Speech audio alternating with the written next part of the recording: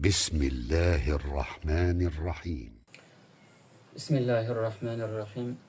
الحمد لله رب العالمين، والصلاة والسلام على أشرف الأنبياء والمرسلين وعلى آله وأصحابه أجمعين، وبعد. السلام عليكم ورحمة الله تعالى وبركاته.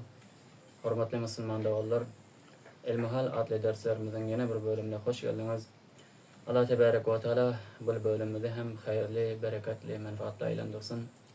Allah Tebarek ve Teala kuvvetu kömek vermeklik bilen ötenki dersimizde istincanın özünü aydıp verendir. İnşallah bu bölümde sahip uzur, mazur adamın haletini, hükümlerini aydıp vermek için Allah Tebarek ve Teala yaxşı tariqada düşündürüp aydıp vermekliğe kuvvet versin ve hemmemize düşünüp amal etmekliğe muvaffak eylesin. Hürmetli Müslüman doğullar, bir illet ki, bir merez ki, bir insanın önünde tafılsa ve tafıl hem devam etse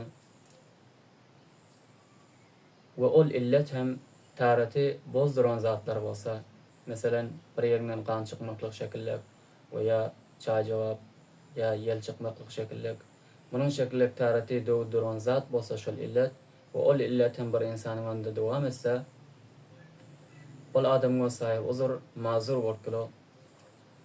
Bir adamın sahip uzur bolabilmesi için, mazur bolabilmesi için bir şart bari ki, şol illetin devam etmekligi, nerede devam etmekligi, bir namazın vakti mükemmel vaktinde devam etmekligi. Mesela peşin namazın vakti girenden bir adamda şol illet devam etse, tafılsa ve tafıl devam etse, ta namaz digerin vakti girayınca devam etse ve ortada tarat kılıp bir namaz okariyalak vakt vermese, hemişe şeylik gelip dursa, ana ol adam sahi uzur bolup bilo. Son ol uzurun devam etmesi için neme şart bolkulu? Ol uzurun devam etmesi için her namazın vaktinde kemezken bir mertebe şol illetin, şol merezin zuhur etmesi, orta gelmesi şart bolkulu. Bir adamın sahip uzur, mazur bolabilmesi için şart, avvalda mükemmel bir namazın vaktinin devam etmeklik şol merezin tapılıp şol uzurun gelip, mesela kan bolsa şol merezin öyle şol kan çıkmaklık devam etse mükemmel bir namazın vaktinde. Şol namazın vaktinde bir tarat kılıp namaz okap bileriyalik vakt vermese, hemişe gelip dursa, ana bir adamın sahibi uzur, mazur bolabilmesi için şart avvalda şol vorkulu. Son ol uzurun, şol sahip uzurluğun, şol mazurluğun devam etmesi için sonku vaktlarda, sonku namazların vaktinde, her namazın vaktinde kemezkem bir mertebe vuku etmesi, bir mertebe tafılmaklığı şart vorkulu. Eğer bir insanın önünde şol merez, tarihti bozduran merez, illet devam etse, bir namazın vakti mükemmel, ol adam ve sahip uzur vorkulu. Sahip uzur adamın öde, mazur adamın öde, ne şekilde namaz okuymalı vorkulu?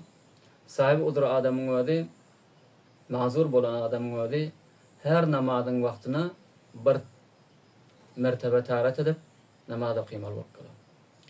Mesela bir sahip uzur adam, bir mazur adam, peşin namazın üçün bir tarat etse, şol tarat bilen peşin namazın ödünü ve nefil namazın ödünü, kaza namazın ödünü veya nezreden olsa, mesela plan işim bolsa, Allah için plan rekat namaz okuyacak, ya merizimden şifa olsam, Allah için plan rekat namaz okuyacak deyip nezreden olsa, o şol nezreden namazını hem şol tarat bilen halasa eda edip bilo, namaz cenaze şekillek, it namazlar şekillek, bunun şekillek namazlar hem eda edip bilo şol tarat bilen. Sahip uzur adam her namazın vaktine bir tarat etmeklik bilen namaz okuydu ve şol tarat bilen şol namazın vakti çıkayınca isten namazını okabilir. Bu sahip uzur adamın taratı kaçan halas vorkulu, kaçan doğulu? namazın vaqtının çıkmaklığı bilen bozulur. Bir adam peşin namaz için tarat etse, şol adamın tarati devam edip gelo, tarati baqi galo, taratlı bolup gelo ta kindin namazın vaqti girayınca. Vaqti ki kindin namazın vaqti girdi mi, ol adamın tarati xalas bolup gelo, kindin namaz vaqti için yandan alayda tarat qilmalı bolup gelo. Bul İmam Ebu Hanife rahmetullahi aleyhi'ye nazaranşıl. İmam Ebu Hanife şey diyor. Sahibi olur adamın tarati namazın vaktinin çıkmaklığı bilen xalas bolup gelo. Madami ki şol vaqta başka bir tarati dowdurondat orta gelmese, şu suratda bolup gelo. Eğer başka bir tarati dowdurondat orta gelse, onda şunun sebeple ol adamın tarati xalas bolup gelo. Mesela bir adam burnu qanaptı. Burnu qanap du hemişe boldadan mükemmel bir vaqt namazını mükemmel qanap turdu, bu adam sahibi odur boldu. Sahibi odur bolandan soň bu adam peşin namaz için tarat etti peşin namazın vaqtında. Bu adamın tarati baqi ta kindi namazın vaqti girayınca. Madami ki ça jogap, nan jogap şekillik tarati bozduran zatlardan başka birisi ortağa gelmedik suratında. Ha, şu burnu qanamaklık sebeple, uzur sebeple tarat etti. Peşini okudu. Peşini okandan soň bu ça jogap etti. Bunun bilen tarat xalas bolup gelo. Yanın tarat etmeli bolup gelo. Kindi namaz için, kindinin vaqti girince ya başka bir amal edecek olsa tarat dubara tarat etmeli bolup gelo. Bu İmam Ebu Hanife rahmetullahi aleyhi'ye aytmaklygyna görä bolup gelo, fetwa adam şuna bolup gelo. İmam Yusuf rahmetullahi aleyhi aýdy, sahip uzur adamın tarati vaqtin girmekli bilenim, vaqtin çıkmaklığı bilenim bozulur diyor. Onda bir adam gün doğandan soň tarat etse, bu adamın tarati devam edip gelo ta peşin namazın vaqti girayınca.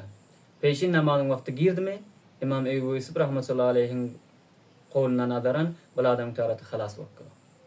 Eger bir adam peşin namaz için tarat etse, peşin namazın vaqtında tarat etse, namaz digerin peşin namazın vaqtının çıkmaklığı bilenem bu adamın tarati xalas bolup gelo. İmam Yusuf rahmetullahi aleyhi'nin qowluna nazaran. İmam Züfer sahip bolsa namaydı? Yok, vaqtin çıkmaklığı bilen bozulanok, belki vaqtin girmeklik bilen bozulur diyor. Onda bir adam gün doğandan soň tarat etse, şolun tarati devam edip gelo ta peşin namazın vaqtini girayınca.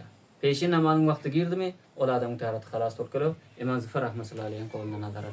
Lekin fetva İmam Ebu Hanife saýan qowluna bolup gelo. Şu jahatinden bir adam tarat etse, saýyl adam tarat etse, ol adamın tarati devam edip gelo. Şol namazın vaqtının çıkayınca. Vaqti ki çıktı mı, o suratda adamın tarati xalas bolup gelo. İmam Şafii sahip bolsaýmaydy. İmam Şafii saýan mezhebinde sahibi olur adam her namaz için alayda bir tarat etmeli bolup gelo. Bir adam peşin namaz için tarat etti mi, sahibi olur adam, sahibi olur mazur adam peşin namaz için tarat etti, oşonun bilen peşini okudu, onun tarati xalas boldu diyor İmam Şafii. Hop.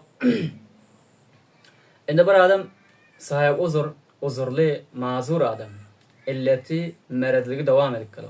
Şol mered sebepli, şol uzur sebepli, şol adam egin maşına nejasat yoksa.